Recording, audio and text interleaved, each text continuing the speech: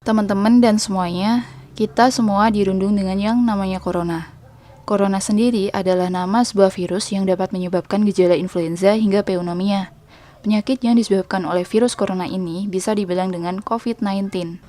Dan baru-baru ini diumumkan oleh WHO sebagai pandemik di seluruh dunia. Virus ini pertama kali ditemukan di daerah Wuhan, Cina, dan mampu menaklukkan dunia hanya dalam beberapa bulan saja. Dan saat ini, angka tertinggi penderita COVID-19 dipegang oleh negara Italia dan Iran. Lalu bagaimana sih virus ini bisa masuk ke Indonesia? Kronologi munculnya virus corona di Indonesia berawal saat adanya kontak terhadap kasus 1 bertemu dengan warga negara asing asal Jepang yang saat itu menderita COVID-19. Diketahui mereka melakukan kontak yang cukup dekat sehingga mengakibatkan warga negara Indonesia berusia 31 tahun tersebut tertular COVID-19. Kemudian kasus 2 terinfeksi virus corona saat sedang merawat anaknya yang kasus pertama yang sedang sakit.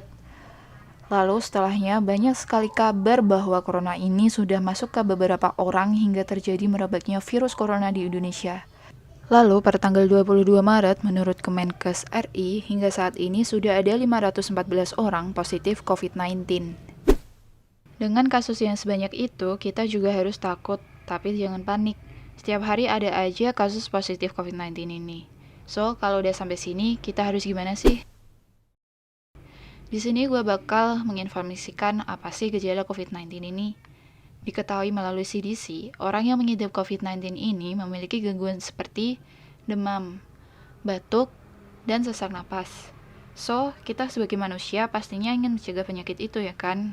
Nah, terus di sini gue bakal kasih tahu ada beberapa cara bagaimana melindungi diri kita terhadap virus corona ini. Yang pertama, basuh tangan kalian. Nah, kapan aja sih kita diharuskan cuci tangan? Yang pertama, setelah batuk dan bersin. Yang kedua, setelah kontak fisik dan orang sakit. Yang ketiga, sebelum dan sesudah makan. Yang keempat, setelah memegang hewan. Yang kelima, setelah memegang fasilitas umum. Dan yang keenam, setelah berkendara. So, jangan lupa untuk cuci tangan ya. Terus yang kedua, pakai masker. Nah, masker ini bisa mencegah kita untuk tertular dari orang lain atau mencegah kita menularkan diri ke orang lain. Yang ketiga, social distancing. Nah, apa sih social distancing itu?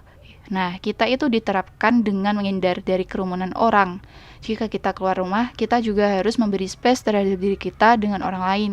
Terus, ini membuat penularan virus lebih minim untuk terjadi. Dan yang keempat, makan makanan yang matang. So, taatilah tata cara ini agar kalian bisa terhindar dari penyakit. Kalian ngelakuin ini gak hanya untuk diri kalian sendiri aja kok, tapi juga untuk keselamatan orang lain juga. Oke? Oke teman-teman, segitu aja yang gue sampaikan di video ini. Gue harap kasus virus ini cepat mereda dan gak makan banyak korban lagi. Dan buat lo semua, jaga kebersihan, tidur cukup, tetap di rumah agar bisa tetap terjaga. Selalu doain saudara-saudara kita yang berjuang sembuh dan menyembuhkan saudara kita yang lain. And terima kasih.